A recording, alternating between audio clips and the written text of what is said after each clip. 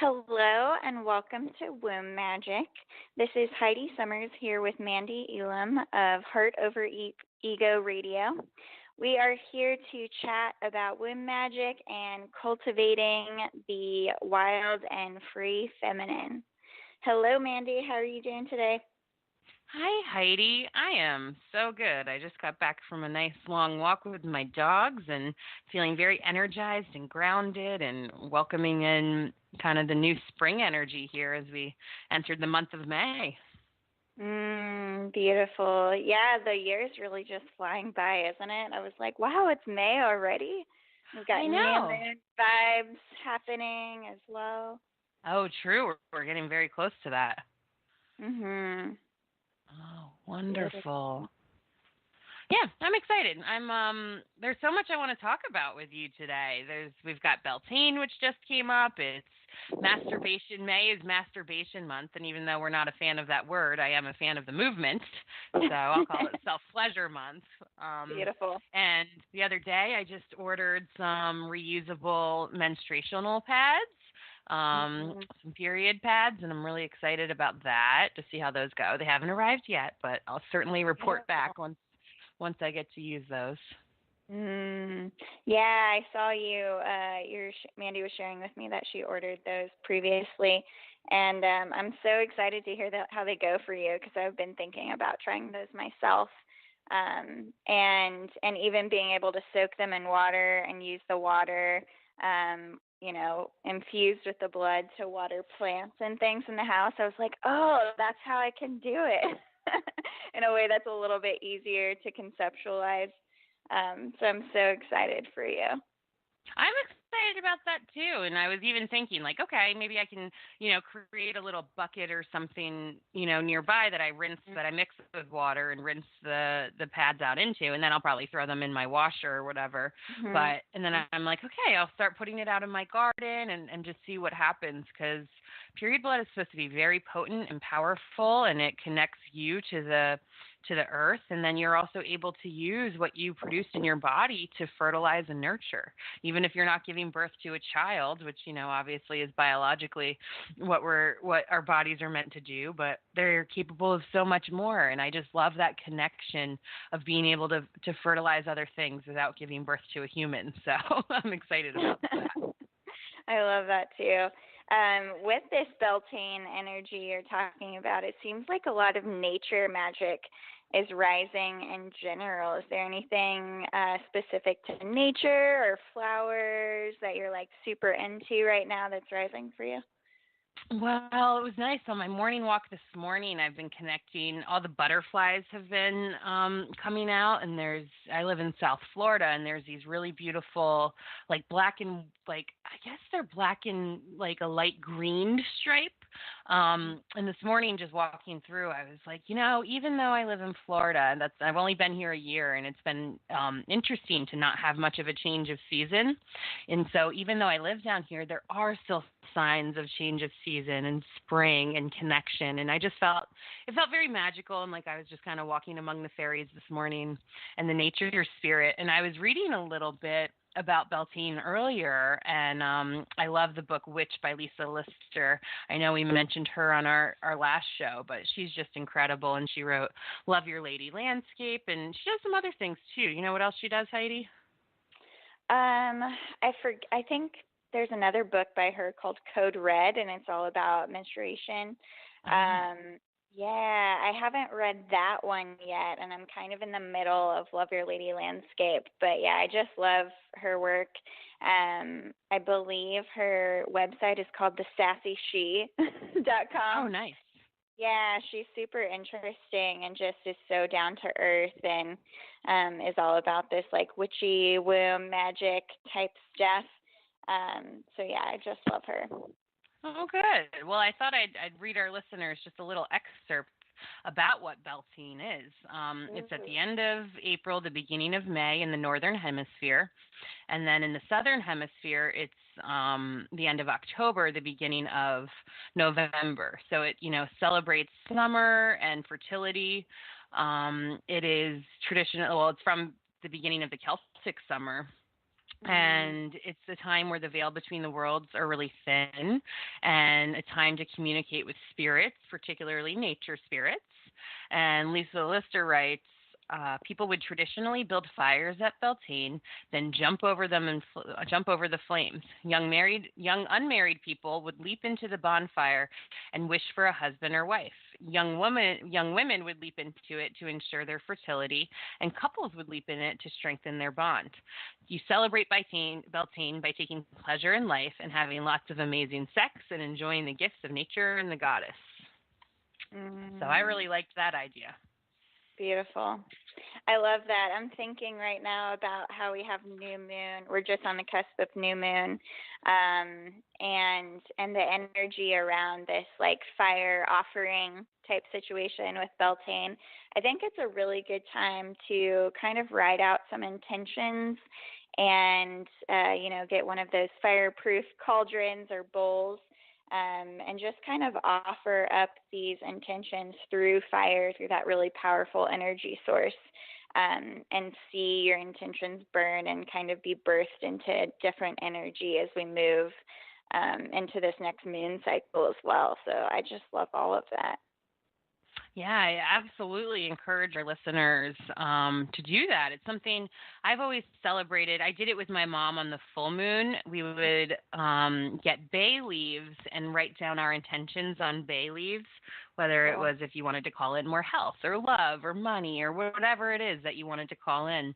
And then she had a nice little, we called it her witch pot. Well, she called it a wish pot, like for wishing, and then we also called it a witch pot, so it was both. And so she would make a little fire in there with just like some kindling and throw some herbs in or flowers or just different things. And then we would put our bay leaves in after we set our intention, and we'd watch them burn and wish them up to the heavens. Um, and it's a beautiful ceremony. And as I've started to study more about full moon energy and new moon energy, I've realized that, with the new moon, I like to set intentions and call in the things I want. And I'll still do that on bay leaves often and send it up. And then when it's the full moon, I'll concentrate more on what's falling away and what I can release. And I'll do the same ritual often with bay leaves. Like, I'm releasing self-criticism, or I'm releasing unhealthy eating, or whatever it is I'm trying to work on at that time, and we're all a work in progress. So it's, a lot of times throughout the year, sometimes it's the same things you're working on, and that's okay. So I want people to know, like, it's I think the universe was designed so that we're checking in with ourselves every 2 weeks with the full moon and with the new moon, and that we can take a nice reassessment of what is still continuing to serve us and what is no longer serving us. And there's a lot of things that are part of our medicine and do serve us, and we're going to want to incorporate. So, like, I'll always wish for health, and I'll always wish for love and happiness and things like that, because those are things that are still rising within me always, and I want to hold on to. So yeah, there's really a lot of magic and potency around tuning in with your womb and with the moon and the moon cycles and setting your intentions. Beautiful. Thanks for sharing that. That just feels really good. It reminds me of, kind of using your womb space as a manifestation center to check in with and to birth new experiences from. And inside of that, there's a lot of this sex magic that we can kind of talk about. And I know you have so many facets of this like sex magic tier of being and experiencing that you want to share today, and kind of talk about. Is there a piece that you want to kind of unwrap and unravel first? Well, yeah, with the month of May and tuning into that, it's Masturbation May. And it seems to be like a movement that's getting passed around and creating awareness. And yesterday on Facebook, I shared a thing from a page I follow called Yonilicious. If any of our listeners are always looking for good pages to follow or womb related, I've been following this one Yonilicious, and it seems to be incredible. And on there, they were saying that Masturbation Awareness Month is something kind of new and taboo, but it's really important. And I loved it. They talked, I want to say she, I'm not sure who this person is that runs it, but I'm feeling like she's feminine. It is a she. But Yeah. it is a she, Okay, good. Yes. Don't want to assume. It feels that way. And just a lot about the word masturbation, which we talked about on our last episode, means self-harm, and it feels really yucky. And if you look into the Orthodox kind of languaging around that and the Latin languaging around that, it comes out to self-harm. So self-pleasure is something that's on the rise. And, in that post, she really talked about how it was a birthright. And, it's really important that we tune in with ourselves sexually for so many reasons. And with, even in the womb, they're noticing now that we have all these incredible technology and we're able to get these incredible ultrasound pictures and videos and things. Beings tend to, one of the first things that they do even in the womb space is reach for their genitals to start experiencing pleasure. My theory on this is that the way a human soul really gets to the earth is because everything's energy and subtle energy. A sex educator named Elizabeth Wood kind of taught us this a while ago. And the way a spirit can really get from the universe, which feels like ecstasy, and heaven is very ecstatic and it's on a very high vibration, is through the portal of orgasm. And when a human feels, orgasm, then it creates an energy to give birth to new life. And that's how often, it's kind of the portal between the non-physical and the spiritual realm and the earth is through this energy. And so I'm a big fan of self-pleasure, and it's something I experienced when I was younger. It was something that it always rose within me, and I certainly would explore with other kids my age. People always asked me because I was more developed at the time, like, oh, can I see your boobs kind of thing.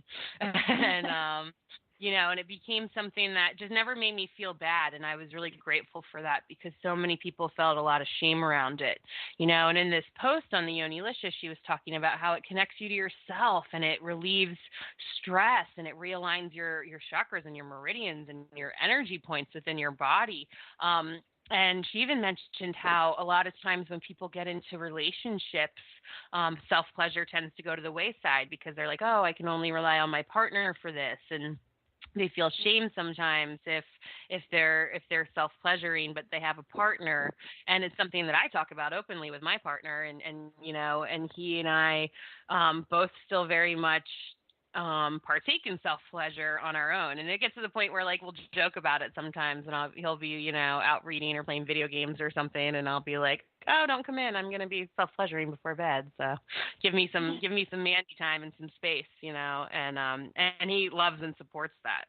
So it's a really wonderful thing, and there's so much that goes into this, and it's a very natural need. It's very important. It's an energy that all of us deserve to feel as often as possible, and I'm a huge advocate for it. So I was really excited to hear about the Masturbation Awareness Month of May, and really try to share some information around it because I think it's important, and I encourage people to release some of the guilt and shame around it that were imposed from, religion and fear and calling it a sin. But really it's not. It's really a vehicle for self-empowerment and for healing and for staying in alignment with yourself. And, the more joy and happiness and ecstasy that we can feel throughout the day, the higher our vibration, and the more that trickles out to the planet and everyone here. So I'm a big advocate for it. I love that. It reminds me of, kind of womb magic as a path towards relational peace. And it's very much what you're talking about, that sense of right relationship with self, so you can also have this right relationship with others. And this especially is important in, these intimate relationships that we have with partners. And what I've found is that people, it's easy to see where the dysfunction lies in people that don't have regular, self-pleasuring practice, or they do carry a lot of shame and guilt around it and these things. And I see it causing a lot of division in relationships because there's pressure now for the other person to perform. And anytime there's pressure for performance and expectations, we're always going to be on the losing end because no one can live up to these, expectations that they've never met, And it's not that they can't meet them ever, but if we're consistently reliant on someone else to do for us what we can, easily or cultivate a practice around to do for ourselves, then when we go into unity and union with them, then there's less of this pressure to perform, to achieve any goals. The way the patriarchy kind of talks about orgasm, and the way history books not history books, but like biology books for a long time explained orgasm is kind of this big bang, finish, and done, when it's very much more like a moving wave, kind of like a current that tides in and out, and it's an energy that flows a little bit more subtly. Like we've talked before about how everything is subtle energy. And so even with orgasm, we have to drop into this space and kind of prepare, because with an expectation, arousal is very low. And without arousal, we can't have desire. And so that's where we start setting up ourselves for failure, for causing more unintended trauma to our sexual wounds and sexual past. And that's where it all kind of flows together. It's a beautiful circle of one thing affecting the other.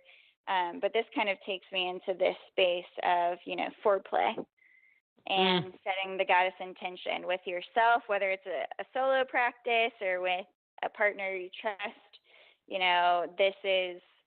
It's so necessary. And that's why, Mandee and I were talking earlier about how foreplay really isn't the best word, because it kind of gives this illusion that it's optional. And especially with women, with a female body being much more subtle in nature in how we experience things than the typical male body, we need this to be able to experience the utmost pleasure. And I think pleasure is a beautiful thing. Like, who doesn't want to have more pleasure in their life? If you ask anyone, do you not want more pleasure in your life? No one's going to say, oh, I don't need pleasure, I'm not going to, go after anything like that. And so exactly. Yeah, so I think setting this goddess intention for yourself is so important and so empowering, because it takes that pressure off, and it kind of says, okay, what can I do to really set myself up for success, to have a beautiful experience? One thing for me that really helps is making sure I have enough time. Because if it's if it's 9 a.m. and I have to leave the house by 10, and I haven't even started to, set this goddess intention, I'm like, I don't have time to do this, and my head's not going to be in it, and it's going to put me in a very weird space for the rest of the day if I go into this space knowing I just don't want to be there right then, because I don't have the time. It's very much shifting from that, again, patriarchal, time is linear, to, when can I just be safe to explore without looking at the clock, without worrying about anything? When can I really empty my mind so my heart, my soul, my, sacral chakra, all this can really open up to experience this portal of bliss? I love that. And it's so incredibly important. I had a client yesterday, and we were talking about she was having a hard time connecting with her partner, and one of the reasons was that she really likes to take a shower before sex, and she wants him to as well, and he's always like, no, it's fine, we're fine, like, and it's more of just a let's have the sex. And this client of mine is very magical, very witchy, into rituals and things, and I'm like, it's really important to honor that and to tell your partner, hey, if you want to have like really good beautiful sex with me, then we need to make this more of an intention and more of a ritual. Women do need to be aroused and they do need to be stimulated, and it's a much slower process often than men. Men can obviously get an erection very quickly and easily. We see that in society all the time, and everybody talks about it all the time. But it's very different for women, and because of the role that the patriarchy placed upon women for so long, women were just, very much intended to be of service to men, and to be almost a servant to them. And with that, many men didn't take the time to get to know the female body. There are absolutely men out there who are doing this now and have been pioneers in this, but it's been something that is really taboo and new. And many of our grandmothers and great-grandmothers and even mothers in this generation were never encouraged to have a connection with themselves. And there's a lot of women out there who've never even experienced orgasm, or feel so much guilt or shame around it that they don't know how to handle it, and even might turn down some kind of foreplay type exercises just because they're so uncomfortable with it. And I think it's something that's really important and has to happen for people. With my client yesterday, I was like, why don't you talk to your partner and just say, hey, this is really what I need and what I'd like, and if we want to grow together, I'd really appreciate it if you'd meet me in this space. Can we, take showers before? Can I clean the bedroom and light, some candles and maybe play some music and get in there and kind of maybe meditate for a couple minutes and then invite in and start slowly. And I think the time constraint is really important. Absolutely, when you're in a partnership and things are busy and life happens, and sometimes spontaneity kicks in and quickies happen and things like that. And that's definitely something to welcome. But, if you're wanting to really get deeper with yourself or with a partner, setting an intention for that intimacy and allowing the time, like you said, Heidi, for foreplay is incredibly important. And these are things we shouldn't be ashamed to talk about, and we shouldn't be ashamed to ask our partner about. Yeah, and with so much of, cultural and historical experiences of sexual trauma, I think it's so important that we set a space to feel safe, and that we make our partners aware of where we're at and where we're excited to grow. And communication is so important in this, in everything, right? But especially when it comes to sex, our society has kind of built this container where we have the sex and we have all the sex, but we don't talk about it ever.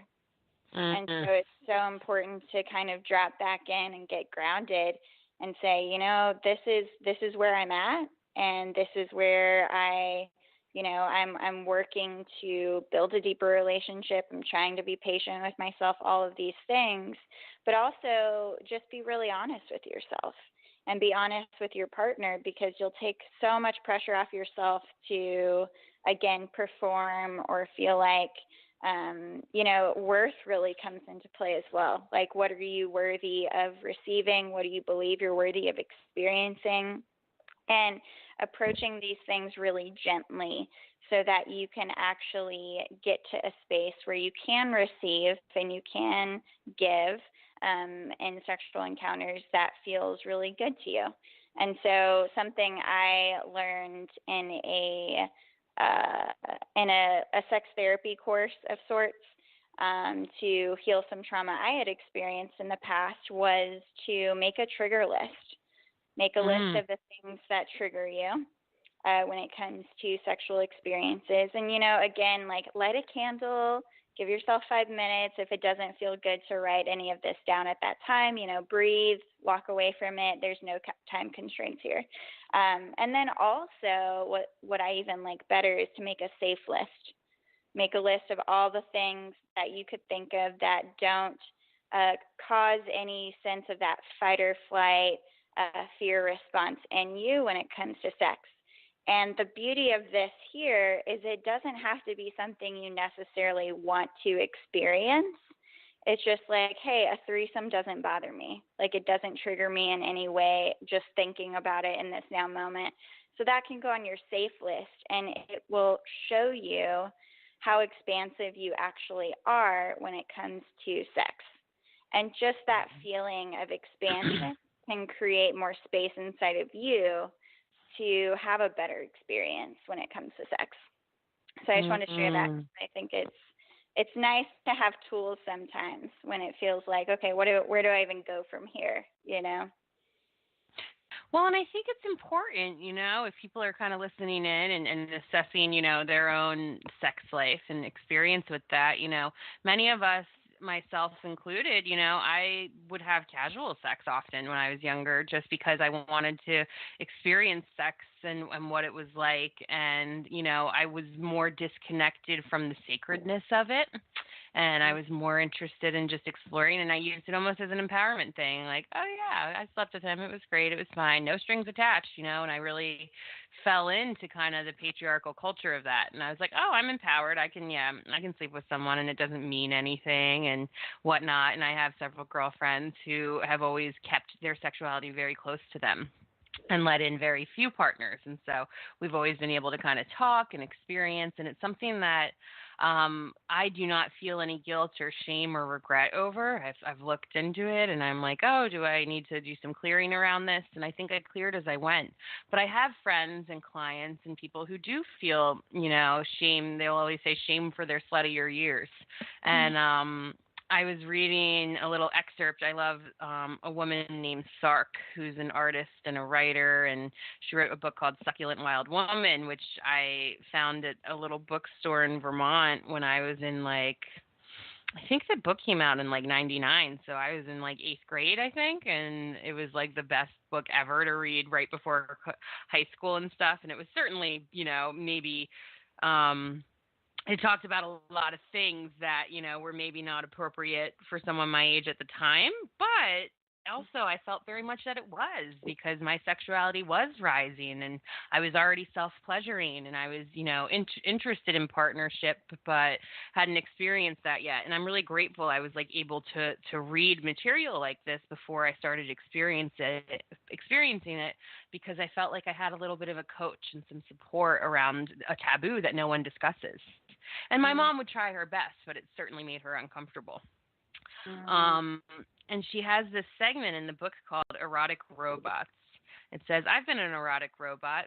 My definition is using the body sexually without soul. Being an erotic robot occurred when I would try to satisfy lovers in bed by doing things that satisfied only their fantasies, not my own. I felt like a performer, and I would leave my body in order to function sexually. When I look back on the times of being an erotic robot, I see a young woman plunging unknowingly into worlds of others' imaginations. I was afraid to really know myself sexually or be truly intimate with a partner, and I'm still afraid. And then it goes on further. But I really like, that sense of I've experienced that where you're having sex, but you're not connected and your soul does tend to leave a little bit. And that happens often in cases, of rape and trauma and harder experiences. Many women will say, a lot of times people will be like, well, why didn't you just leave or fight them off? And something kind of takes over. And I've had an experience like that too. And your soul does kind of leave for a little while and then come back.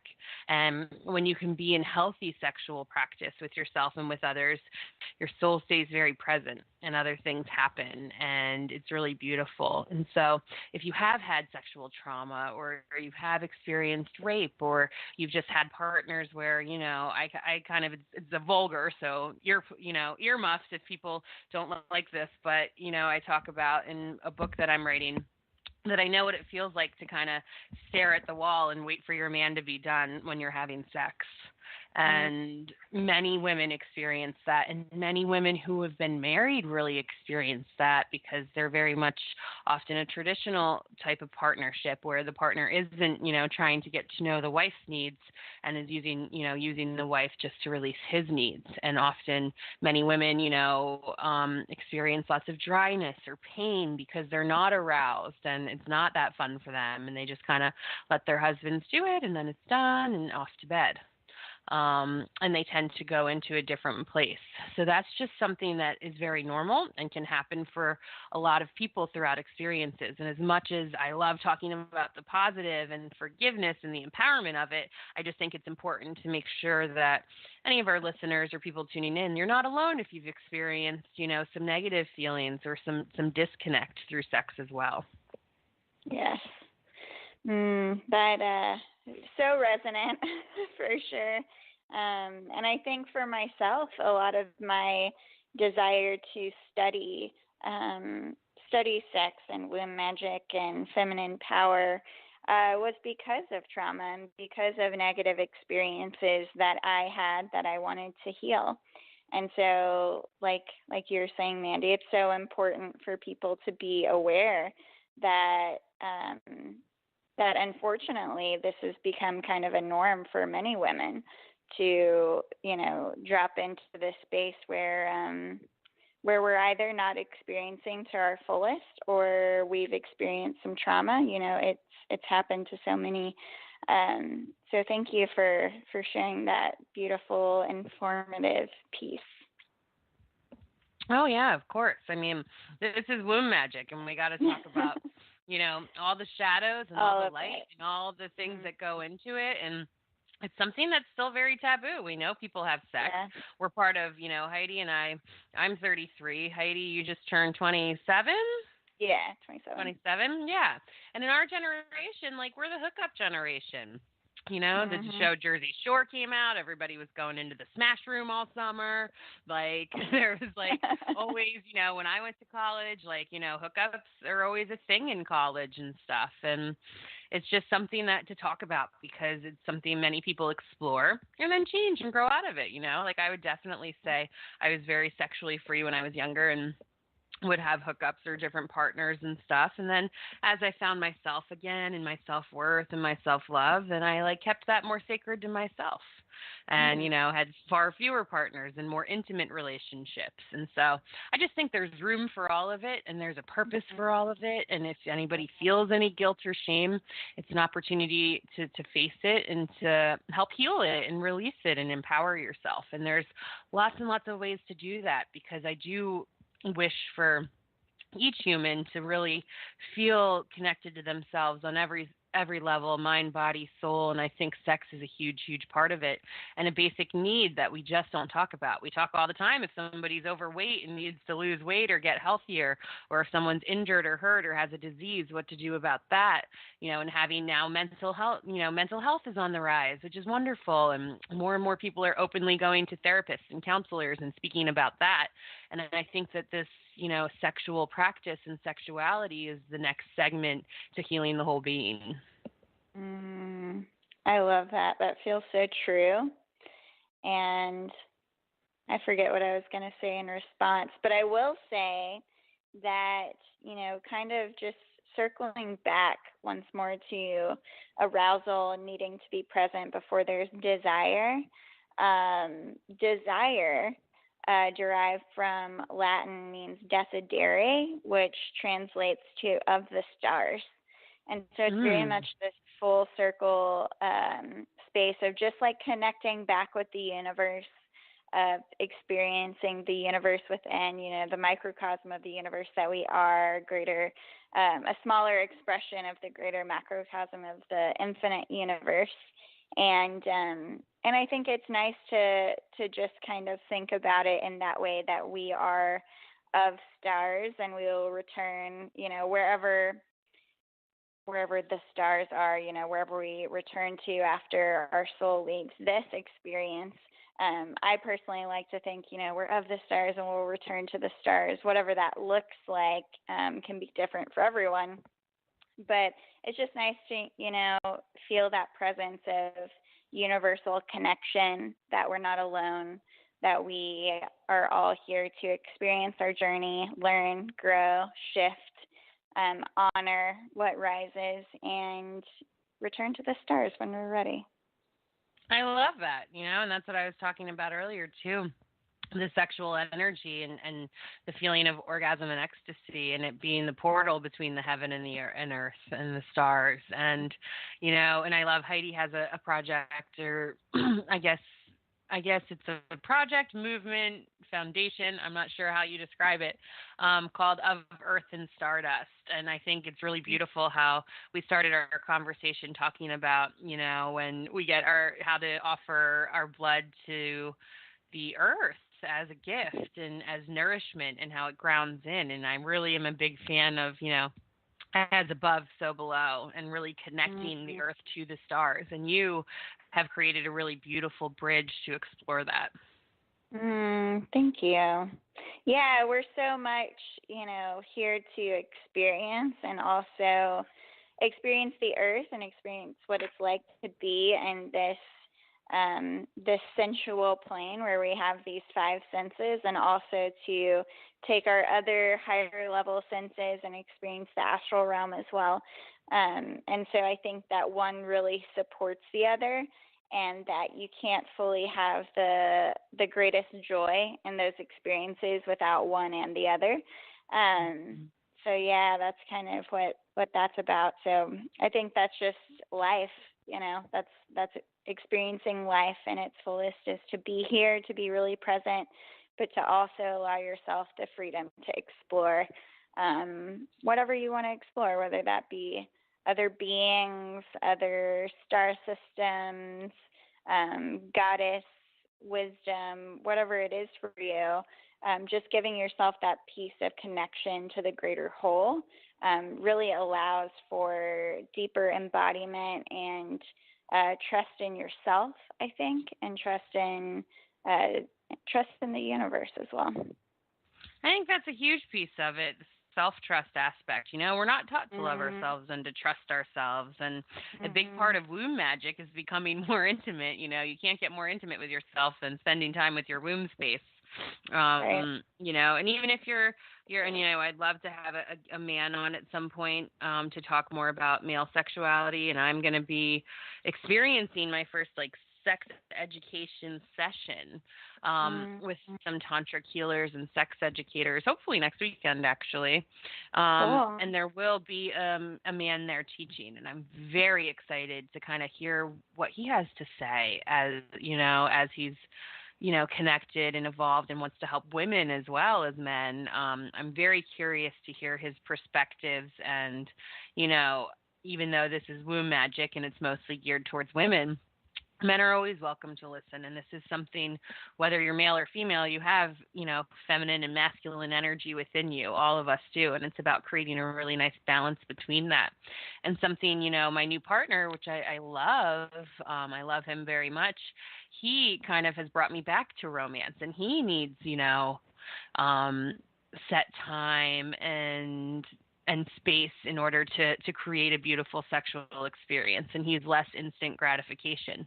And it's been very nice and very refreshing to have someone who wants to get present and take time doing that. That's amazing. I love hearing stories of that where it just kind of brings you back down to earth and gives you a better mirror of what, true healthy masculinity looks like, and how everyone expresses their truths and their needs so differently. And I've learned a lot with my partner. A lot of my views of toxic masculinity and the patriarchy has healed through knowing him, because he is so balanced in how he presents himself. And I think that's just so nice to, we heal by healing ourselves, but we also heal by seeing others heal. And we heal by, observing people for who they are rather than who we think they are. So I just love that, the divine masculine rising as well right now. Oh, it's potent and powerful and beautiful and important, and everybody's starting to wake up a little bit, and everybody's starting to let lots of things that once guilt and shamed them or controlled them to be part of society, everybody's starting to let little pieces of that fall away so they can find themselves again. And we're very much seeing it with the men, and I've met Heidi's incredible partner, and he very much embodies and represents the divine masculine and tries to incorporate it as much as possible and grow as much as possible. And he's very honorable of you, Heidi. And Heidi can be, obviously we're having this podcast, so Heidi can be very, forward and blunt and open about things as well as I can, and he's able to hold her in that space. And it's really cool to watch. Yeah, it's definitely like he's the calm in the center of my tornado. Always on to the next thing, and he's just there grounding me in. So it's nice to have that balance and to allow the freedom to be yourself. Oh, I love it. If you're just tuning in, we are Mandee and Heidi, and we host Womb Magic every Friday morning, and we're happy that you're here with us. We're part of Heart Over Ego Radio. You can follow us on Facebook /Womb Magic Movement or /Heart Over Ego Radio. There's going to be lots of shows coming to the Heart Over Ego Network, and this is the first edition to the Alchemy Sisters, and we're really excited and honored, and we love to connect, and we love to talk, and we love to offer support. Me, Mandee, who's speaking now, I'm a spiritual advisor and a women's empowerment coach. I read cards. I do all kinds of things to support people. So if you ever need help on your path, please feel free to reach out to me. And you can find me on Facebook as well, Mandee, Mandee, Elam, Elam. Or you can find me at heartoverego.com if you ever want to set up a session or need a little bit more support. Heidi, what is your contact information? Yes. So obviously, as Mandee was saying, Heart Over Ego Radio, the Womb Magic Movement page on Facebook, and then as well I have Facebook, which is Heidi Summers, Heidisummers, Heidi Summers.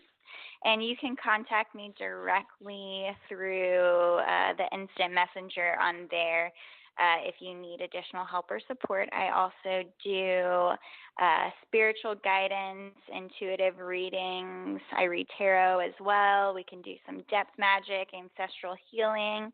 And I also do a beautiful gift called Light Language, which clears your subconscious so that you can move forward and have easier experiences that are fully embodied in your truth.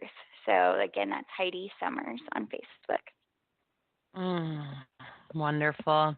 Well, speaking of all of this fertility and Beltane and sex and magic, there's been a very beautiful spirit animal that's been following Heidi around quite a bit, and I know she wanted to take a little time today to talk about that. Yeah, so the bees. Bees in general. What was it? It was about a couple months ago, I want to say, that bees just came and started to follow me around. And at first it was like one bee here, one bee there. And more recently it's been in 2s and 3s.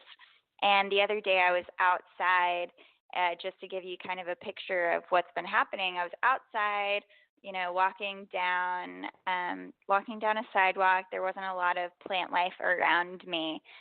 But these 2 bees came and found me, and the wind was blowing like crazy, and they just landed on my shirt as I was walking and held on for dear life as I was walking in this really windy storm, and they stayed for probably 3 minutes or so. And so I've been really interested in learning more about bees and learning what their energy is about. This last week, I went and met up with a friend who teaches beekeeping classes, and she studied bees for, the last 15 years or so.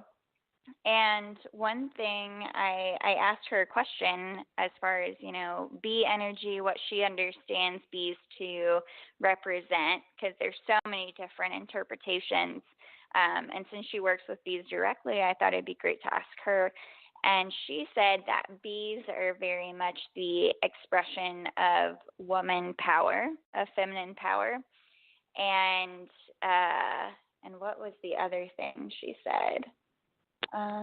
It was woman power and community, and working together as a community. And she was saying in any given colony, there's, I'm going to get the numbers wrong, but the ratio makes sense. It's something like 45,000 female bees, and then you have like anywhere from 1 to 500 male bees. And so just to kind of see like this divine feminine rising, I think the universe has really been speaking to me on, the womb magic stuff. You're doing great. Keep doing that. And more will rise from that, I'm sure. Something also interesting with the bees that I think will be interesting to research further is the, what is it called? It's a Melipona bee, which exists only around the equatorial band. And it is a stingless bee that has like many different queens in any given hive. And a lot of their hives are built like Mayan temples. And I think it's interesting to look at the communities that were built around bees, how bees have been, attributed to goddesses and fertility over millennia, just as these beautiful small representations of what it means to stand in your power and to understand your truth, and also how to solve issues and work well together, and to, be inside of sisterhood. What does that look like? What does it look like to share power with other women? And what does it look like to allow the space for people to be present in your life and to be up close to you?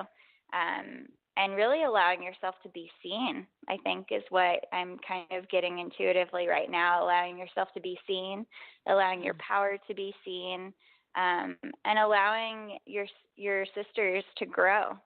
Like if you give space for your power to be seen, yourself to be honored, and you give space for your sisters to grow, like that's when the feminine, the sisterhood wound can be greatly healed even further than previously, because we're no longer in competition, but we can all work together to achieve all of our dreams. And just have the support along the way, and know that we all have medicine, just like the honey that comes from bees. We all have medicine to deliver and to give, and each facet of how we do that might be slightly varied, but we all have something to give and receive and to partake in. So that's kind of what I'm learning with the bees right now. Oh, I love that. I have so many things flashing through my mind, and something that Heidi and we teach here on Heart Over Ego is to really start meeting other women, especially, and all people in general, but the women have a hard time with this and the sisterhood wound, but meeting women with compassion and not competition. And traditionally bees, they have a bit of a hierarchy, and there's a queen bee. And just the other day I was watching a Facebook video, something floating around. I think it was from the dodo or something, animal, and it was promoting animals and stuff. But they caught a video of a queen bee at her hive, and a worker bee came in and started laying eggs. And the queen bee got very upset and beat up the worker bee that laid the eggs, and then went and ate all of her eggs to ensure that she wasn't spreading her lineage and her line. And I learned, and I didn't realize, that bees very much have a hierarchy, and that they try to protect, with the queen bee, they try to protect the lineage. And so I think that's very interesting and important to note, because traditionally in many cultures, the bee was seen as like a royal symbol, or something to that established and created a hierarchy. And I think that, none of that would exist if it wasn't for all the other bees working together and helping. And so I think it's something that, should be honored, in the sense of the priestess rising and the bee being, the symbol for the high priestess or the queen and a woman stepping into her own power. But I'd like to see it spread within each and every woman and, and fall away from the hierarchy or, sticking with a certain lineage, because a lot of those confines are falling away in many parts of society. So I loved the reflection that you're getting and what the beekeeper told you about them really working together, because it was obvious in the video that there were like other bees supporting each other when the queen bee was eating was eating the eggs and stuff. And so I think they were just kind of, they respected her obviously, but it's just an interesting thing to watch and observe in nature. And, and we do compete naturally often against one another, and it's something we have to really consciously choose not to do. And it can be the simplest thing, like, being out at lunch and seeing another woman walk by and, wow, she has a really beautiful dress. Like, I look like crap today, and starting to compare. It can be a whole conversation within yourself, whereas you could have just said, you know what, I could have just looked at her and said, you have a beautiful dress, or just thought, wow, that's a beautiful dress. Something on that might look nice on me one day. Instead of choosing to compete. And we do this all within our own minds and hearts the most often, but it feeds that energy. So I reflected a lot upon everything you were sharing, Heidi. That was really cool. Yeah, that's so important too. I think to really break the patterns, a lot of it's just learned patterns, right? So if we can break those patterns and actually perhaps be so bold as to give a compliment to another woman, or, even just find a better thought, it takes time, but over time you find that you have those automatic thoughts of kind of more destructive patterns fall away as you start to bring in this fresh energy of just allowing yourself to find beauty in everyone and find just find that sense of like there's no competition. I can just appreciate that this is, that's a beautiful flower, that's a beautiful woman. I like my toenail polish today. Like, always find something good about yourself too that feels authentic for you. I love how spirit always infuses itself, and Heidi and I are very in tune with spirit, and I sit here and do this radio show from my desk, so I have all my books. So as we were talking now, I just pulled out Ted Andrews' Animal Speak, and I went to the bee section, and the first thing that I said, or that I read, is bees are also longtime symbols for accomplishing the impossible. And I find that so beautiful and potent, because that's something that we kind of see as impossible at times, releasing competition and stepping into compassion with ourselves and with others. And maybe that's part of the reason the bee is rising too, is because it's transmuting and changing and releasing old confines so that it can grow and accomplish what was once seen as the impossible. I really that's like some that. deep wisdom right there. Yeah, thanks, Spirit. Yeah. And then I'm just looking over really here too, for people who do start to see bees or they come around, some of the wisdom you can look at. It says, if a bee has shown up in your life, examine your own productivity. Are you doing all that you can to make your life more fertile? Are you busy enough? Are you taking time to savor the honey the honey of your endeavors, or are you being a workaholic? Are you attempting to do too much? Are you keeping your desires in check so that they can be more productive?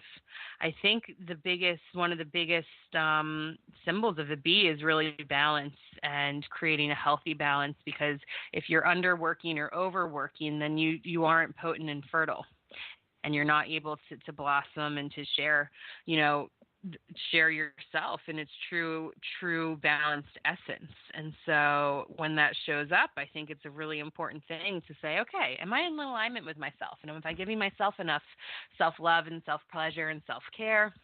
Am I doing that far too much? And I need to be paying attention with things that I'm doing to share my work or make an impact on the world. I think anytime any animal comes to visit you often, it's a really nice time to reflect on what's going on in your life and what the wisdom of that is. Every time I see hummingbirds, I know for me that's a sign that I am in way overwork mode and I need to slow down and I need to rest. And I think a lot for Heidi, with the bees showing up for Heidi, for you, if you don't mind, Heidi, my interpretation is that it's very much Heidi's been stepping into her own high priestess power, and she's leading herself and many other women. And I think that the bee showing up is really so symbolic of that, and you stepping into who you are as a high priestess and a leader and a teacher, but also creating a gentle balance to make sure your needs are still met at the same time. And I just love that they're following you around and showing up all the time right now.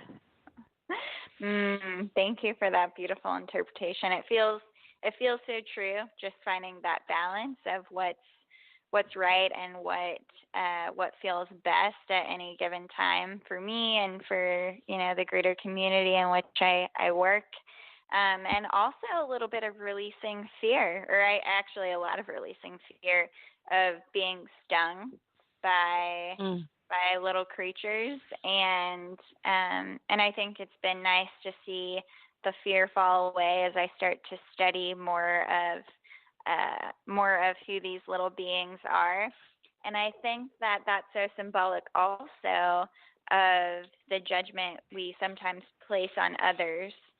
People are really hard to hate up close or hard to fear up close. So I just encourage everyone, to allow yourself to always be curious, approach everything with a curiosity, and that leaves very little room for fear to kind of grip you and keep you stagnant and stuck. Oh, yeah. I always say there's often great reward on the other side of fear. And, it's so true. And I loved that you mentioned it's harder. What did you say? It's harder to hate someone up close? Yes. Yeah, it's very true. Think about it, and we see this all the time right now socially with kids everywhere and online bullying, and like people can write the meanest, nastiest things to each other, but would have a really hard time saying that to someone's face. And as we've gotten, it's funny because parts of us have connected more via technology. Parts of us have made more friends and embraced ourselves more. But at the same time, we've also gotten very distant from one another physically and community-wise. And it's true. If you have a human being in your face and in your physical field, it's much harder to be mean to them or to hate on them or to compare. I guess, comparing maybe not so much. People compare in their minds all the time. But much harder to do that in person and up close. And so I appreciate that invitation of stepping into someone's space with them and not judging and just seeing what happens and seeing if you can, instead of comparing, finding things that you appreciate about that person. I think it's a huge and tremendous mindfulness experience within yourself to help you ascend and grow into alignment with who you are. I love that. I love that. Ascension, growth, all beautiful things, all part of the journey, a part of the process. Yeah, I think it's kind of what we all came down here to figure out and do and play in this magical land. I'm in 100% agreement with you. Yeah, when the bee first landed on my hand not too long ago, I kind of felt my heart pounding for a moment, but I was able to look down and also feel how soft and furry they are. It was such a furry little bee and so cute and adorable, and I was like, oh my gosh, it's actually cute and it's not going to kill me. This is fine. We can learn. We can absolutely learn. We can absolutely always learn. That's what life is. It's all about trial and error and making mistakes and getting dirty and learning again. And that's true. I was looking at a picture of a bunch of bees the other day, and they were showing different types of bees, and like they are very fuzzy and soft and furry and nurturing, which is funny because we're so afraid. And there's only like a few. There's many bee species, but there's only a few that like sting you, and then a lot of them, when they sting you, they die after, unless you get into like wasps and things like that. But most of the time, we don't need to fear the bees. We've just been taught that. Right. Well, we have just a couple minutes left, Heidi. Is there anything that you want to reflect about or wrap up on or bring to light today at the end of our conversation? I will say I have a story popping up really quick about Awesome. from my sister-in-law, who is very much an earth magic witchy woman, and is very connected to the flowers and things like low low to the grass level. She just notices these things really well. And the other day, just talking a little bit about animal magic and insect magic and getting us in this space to just reflect even deeper. The other day, she was out by a river where she lives, and she saw a bee that was drowning in the water. And without hesitation, she just scooped the bee up and put her on some dry land and went and got 3 different flowers that were nearby and let the bee kind of choose which flower it wanted to heal. And so the bee chose one flower, and a little ladybug kind of swooped in and sort of had this energy of like, hey, buddy, are you okay? And just stayed until the bee was healthy and ready to kind of fly away and move on.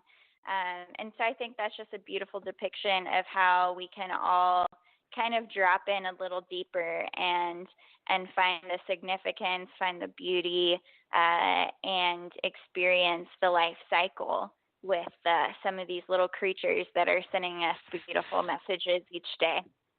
So I invite all of our listeners to just kind of drop in this week and see what animals, see what insects, see what plant life kind of speak to you, and ask yourself what it means to you. And, you can always do research, but I invite you, as you drop into your whim space a little bit more, to trust what rises for you on an individual level, and see what beautiful things come. Oh, how beautiful. I love that.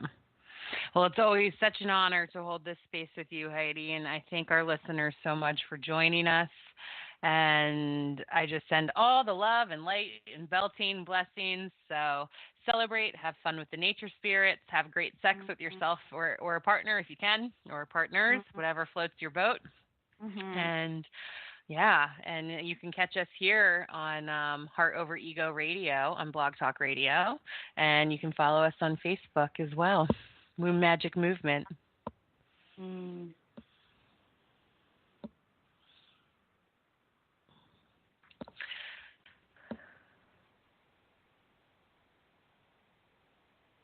Hello?